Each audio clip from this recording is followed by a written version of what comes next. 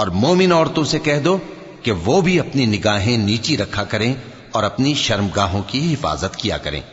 اور اپنی آرائش یعنی زیور کے مقامات کو ظاہر نہ ہونے دیا کریں مگر جو اس میں سے کھلا رہتا ہو،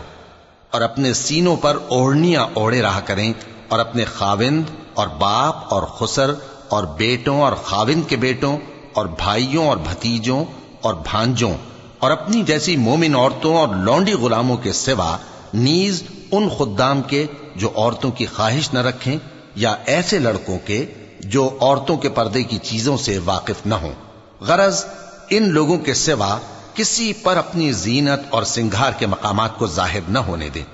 اور اپنے پاؤں ایسے طور سے زمین پر نہ مارے کہ جھنکار کانوں میں پہنچے اور ان کا پوشیدہ زیور معلوم ہو جائے۔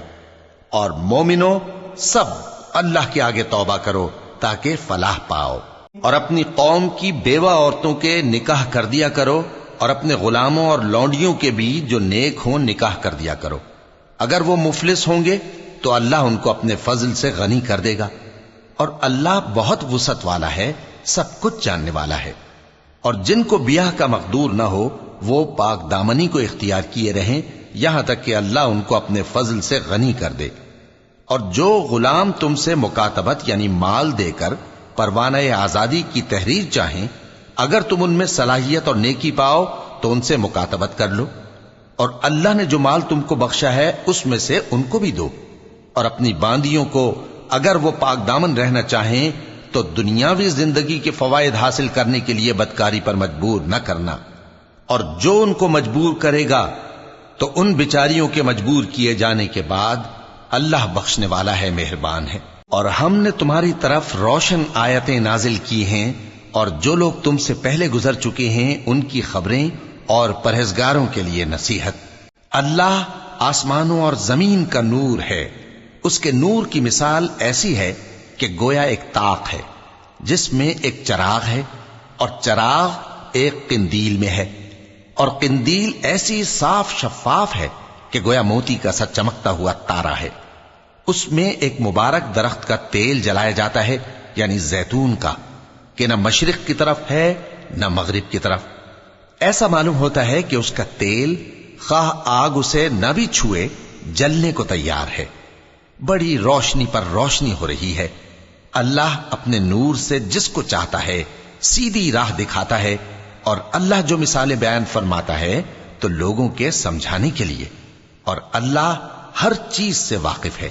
وہ قندیل ان گھروں میں ہے جن کے بارے میں اللہ نے ارشاد فرمایا ہے کہ بلند کیے جائیں اور وہاں اللہ کے نام کا ذکر کیا جائے،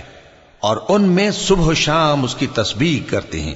ایسے لوگ جن کو اللہ کے ذکر اور نماز پڑھنے اور زکوٰۃ دینے سے نہ سوداگری غافل کرتی ہے نہ خرید و فروخت، وہ اس دن سے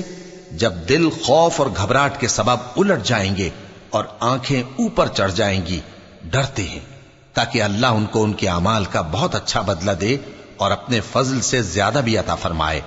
اور اللہ جس کو چاہتا ہے بے حساب رزق دیتا ہے۔ اور جن لوگوں نے کفر کیا ان کے اعمال کی مثال ایسی ہے جیسے میدان میں ریت کہ پیاسا اسے پانی سمجھے، یہاں تک کہ جب اس کے پاس آئے تو اسے کچھ بھی نہ پائے، اور اللہ ہی کو اپنے پاس دیکھے تو وہ اسے اس کا حساب پورا پورا چکا دے، اور اللہ